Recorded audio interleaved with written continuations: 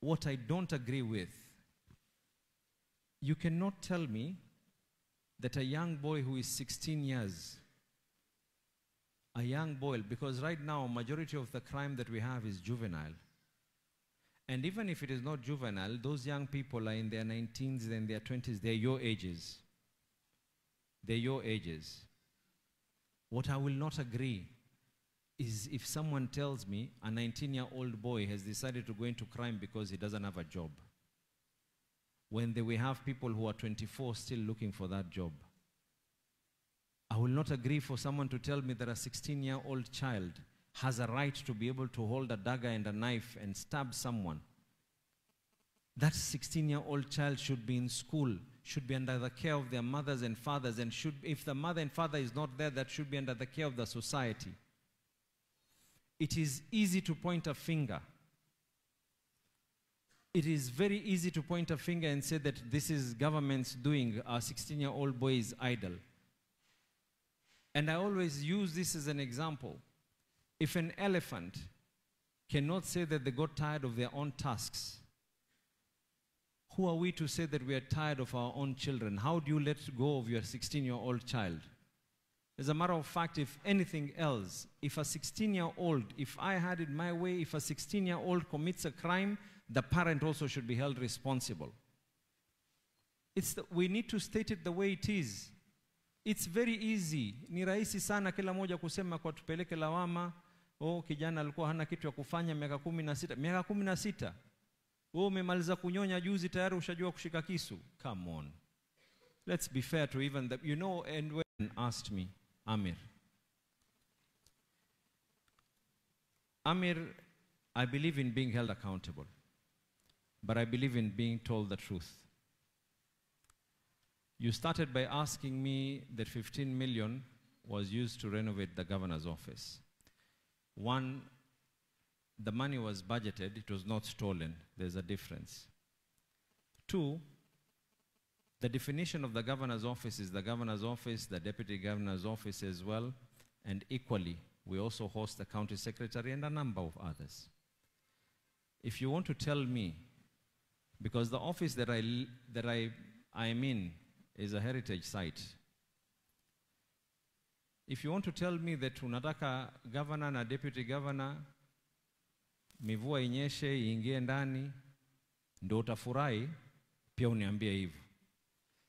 Lakini, I can assure you that is not what is the wishes of the people. I don't think any of you here, mimi niwaulize, nyinyi mnataka niingie ofisi, mvua imenyesha kwa wino?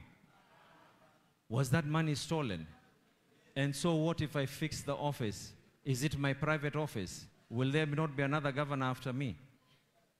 And secondly, when you're talking to me about 15 million that was used to renovate the deputy governor and the governor's office and the others who fall under us, you forgot to state what percentage it is of what it is I've invested in our people. Right now, we've just talked about education. You should have asked me and told me, how much did you spend on the governor's scholarship program so that we have all these young people to be an alumni like you claim to be? You should have asked me, how much money did you spend on those 31,000 students?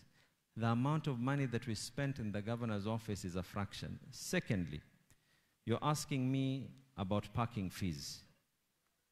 And I would advise you, and anyone who owns a car, please listen to me very carefully. Statistics show car owners in Mombasa are 3% of the population. So you're amongst the 3% who are privileged.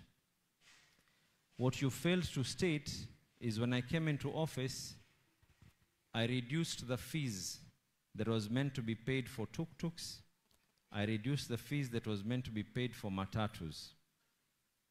Nisikieni kwa makini.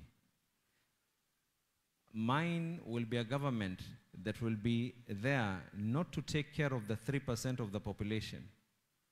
But as I look at the 3% of the population, I realize that I have a 97% of the population that I also need to take care of. When I came in, I reduced figures that are meant to be paid to tuk-tuks. When I came in, I reduced figures that were meant to be paid by matatus. by a whopping 30% plus. And then if we are told that there was no public participation, I think that is also another unfair. And by the way, I'm at liberty to be taken to court by an alumni like yourself. Because the definition of public participation is whether we advertise this, we did what. We not only put it in the papers, in all the major papers. Public participation was done in every single sub-county. Then after that, the county assembly did their own public participation. So sometimes ni muhimu tuweze, me, I ask myself one question.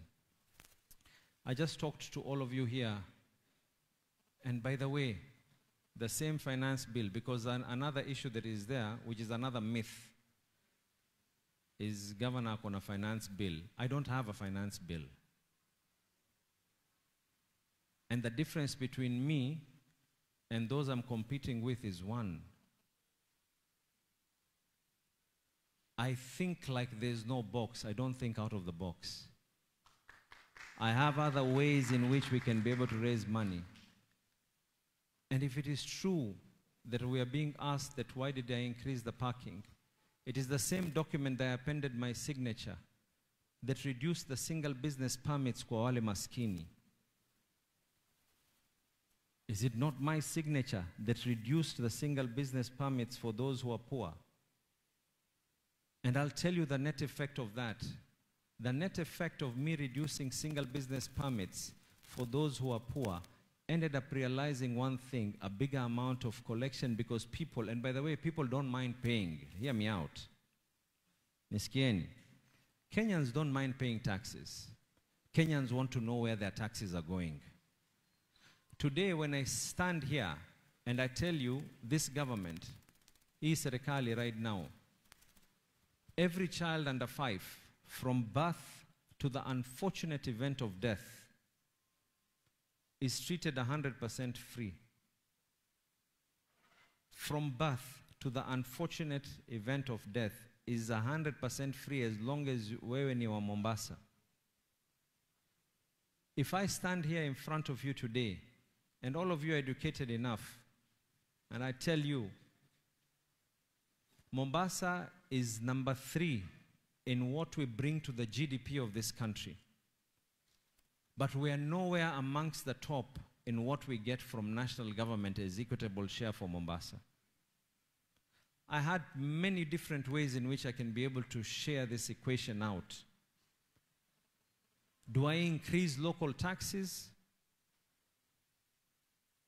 Or do I figure innovative ways in which we can be able to raise revenue?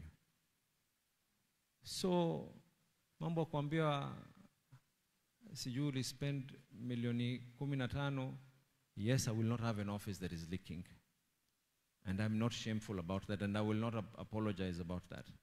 Because that is a fraction. And then, sasa media equipment, 9 million, you need to ask yourself, first of all, that equipment that we are intending to buy,